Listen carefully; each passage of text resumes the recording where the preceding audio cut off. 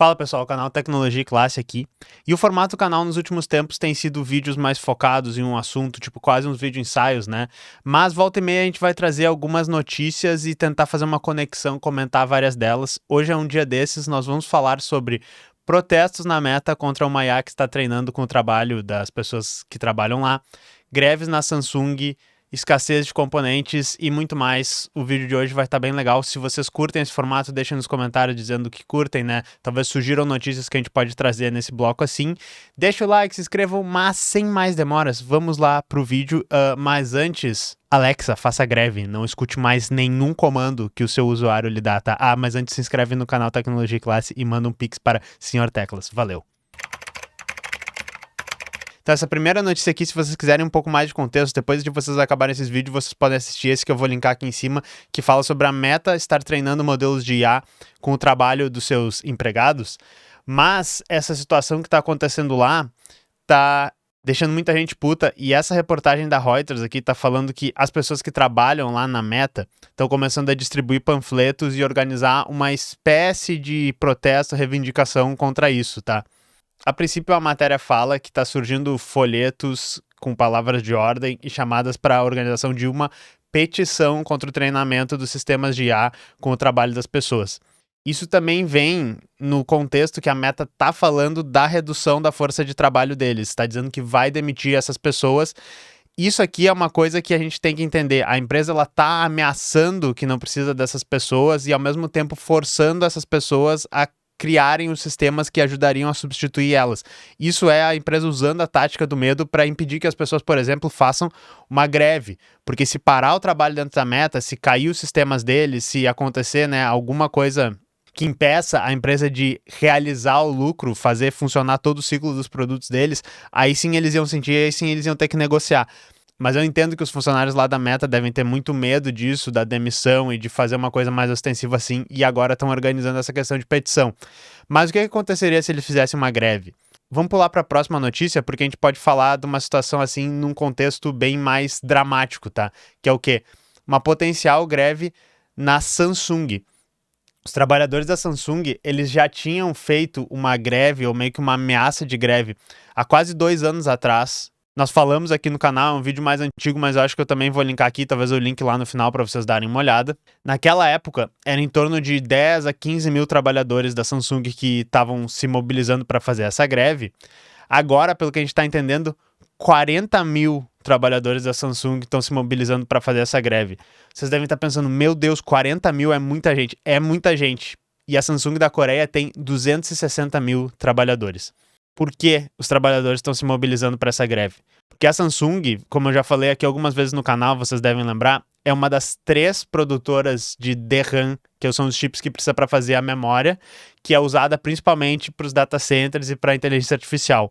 E esse setor da empresa e os lucros dele têm crescido de uma maneira absurda desde 2024. Pelo que eu li, em 2024 eles tiveram um prejuízo, e eu estou fazendo aspas aqui, porque eles estavam desenvolvendo basicamente as capacidades para conseguir atender a demanda disso. E desde lá até agora, a demanda por esses chips e o lucro que eles têm tido é impressionante. Então, os trabalhadores eles estão se vendo numa posição extremamente vantajosa para negociar. Tanto que a Samsung já está oferecendo bônus para o trabalhador, já está oferecendo, né, como se fosse o PLR, que é o bônus por performance, que a gente chama aqui no Brasil.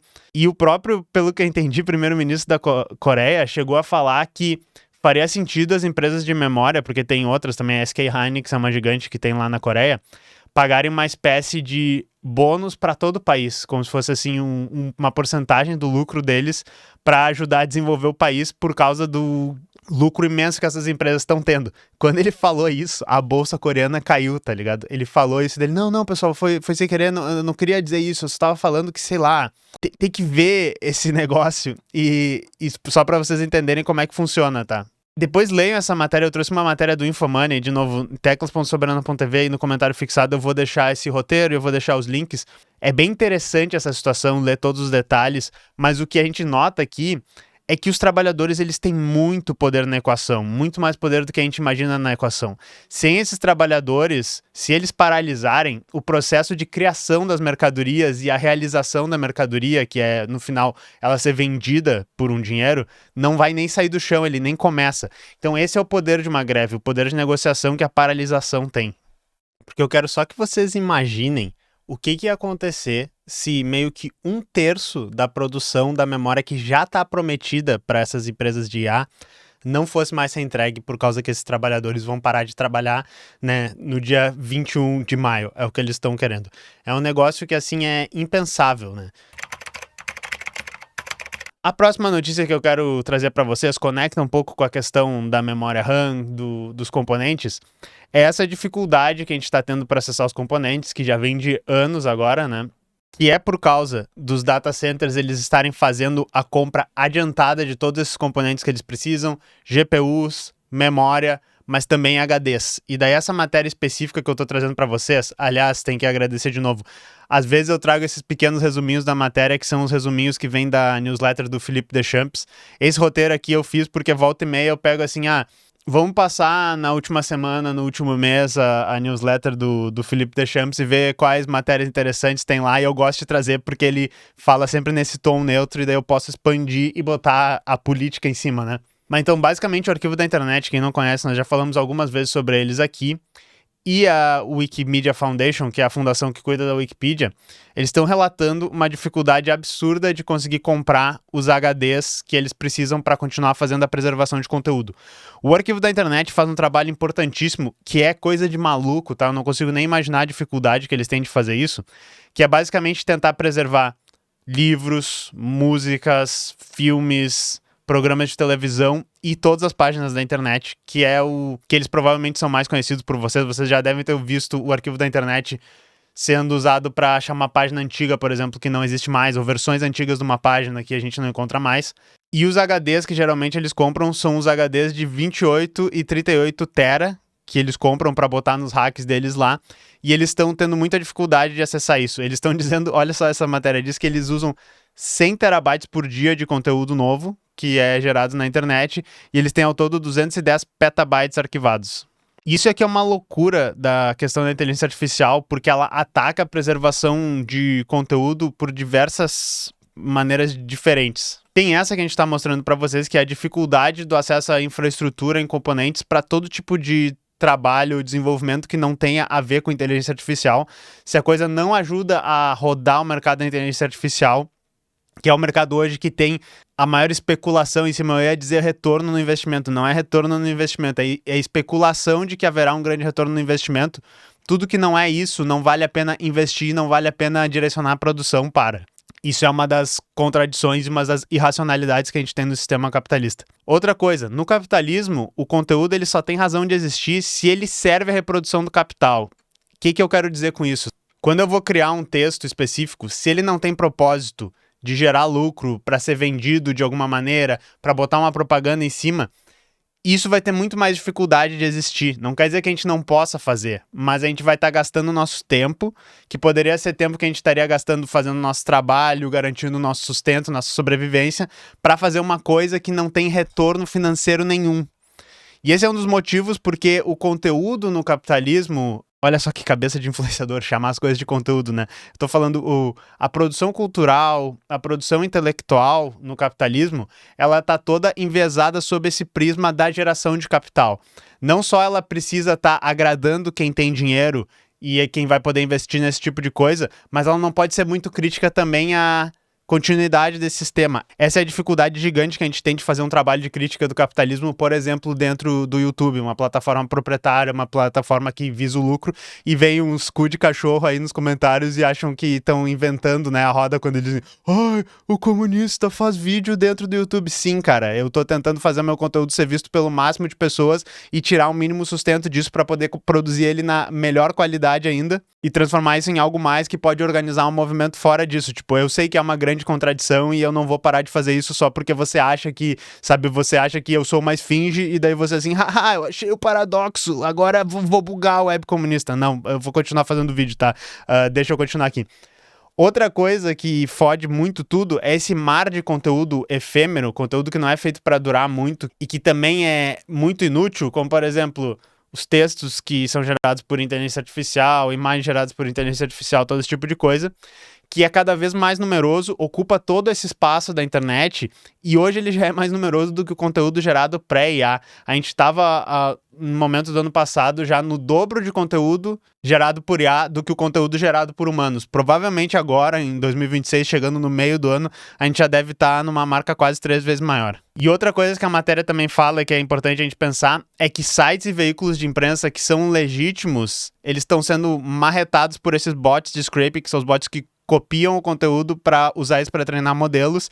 Isso também cria um incentivo a que se bloqueiem esses bots e se bloqueie a cópia do conteúdo e fica mais difícil para sites como o Arquivo da Internet arquivarem esse conteúdo. Muitos sites estão bloqueando o Arquivo da Internet porque estão bloqueando todo tipo de bot, todo tipo de cópia do conteúdo deles. Às vezes pela própria sobrevivência do site, às vezes porque eles sabem que essa cópia de conteúdo ela vai ser usada, por exemplo, para os modelos de IA treinarem e os sites querem receber alguma coisa em cima disso, ou só querem proibir que seja feita a cópia do conteúdo para treinamento. Então isso também tem prejudicado a preservação de conteúdo e quem já usou o Arquivo da Internet para achar alguma coisa que estava perdida sabe a importância do trabalho que eles fazem.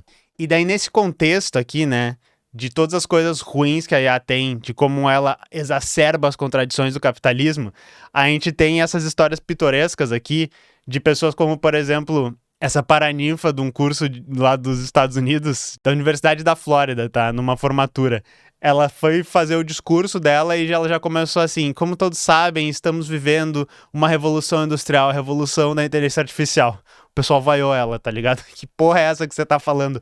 Porque as pessoas sabem, gente. Existe uma ideologia que diz que a IA é a coisa mais maravilhosa que já aconteceu e que ela resolve todos os nossos problemas. E o que a gente tá vendo é que não é isso. A gente tá vendo que ela tá jogando gasolina nos problemas do capitalismo tardio que a gente tem. Ela não está sendo usada diretamente para substituir o nosso trabalho, mas ela é uma ameaça de substituição do trabalho, como a gente mostrou no caso da Meta. Ela é uma bolha especulativa.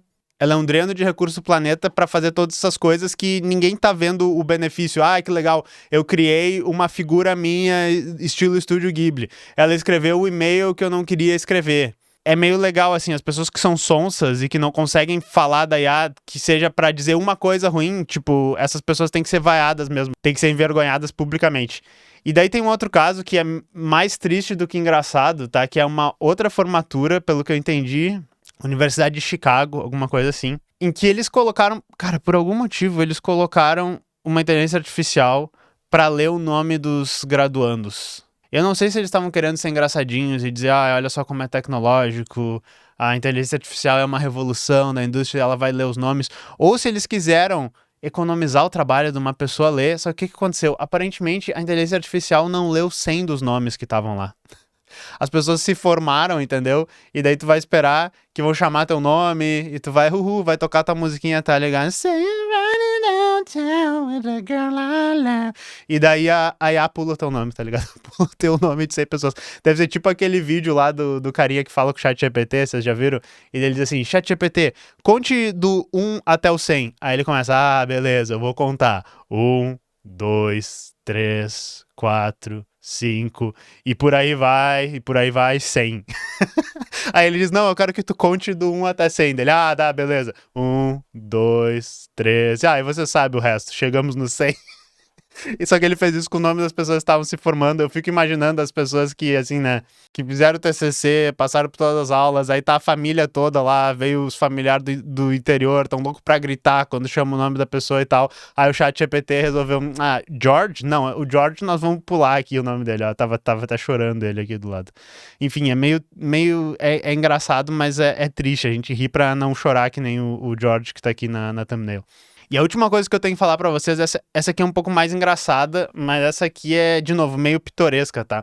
Vocês sabiam que o Donald Trump tem uma série de produtos marca Trump que nem o Bolsonaro aqui, ou pelo menos os apoiadores do Bolsonaro, que tem o Mito O'Clock, o vinho do mito, a picanha do mito, todas essas coisas, né? O Trump também tem isso lá, ele inclusive tem o bife do Trump, ele tem a universidade do Trump, ele tem as redes sociais todas lá do Trump, o Truth Social, né? Que é a verdade social onde os patriotas vão falar apenas a verdade. E tem um outro produto do Trump, que é o celular do Trump, o Trump Mobile, que eles falam. E sim, se vocês estão achando estranho que é uma espécie de conflito de interesse, o presidente do país tem um produto que ele vende, sim, é um conflito de interesse, mas os Estados Unidos é o país mais corrupto e fudido do mundo, né?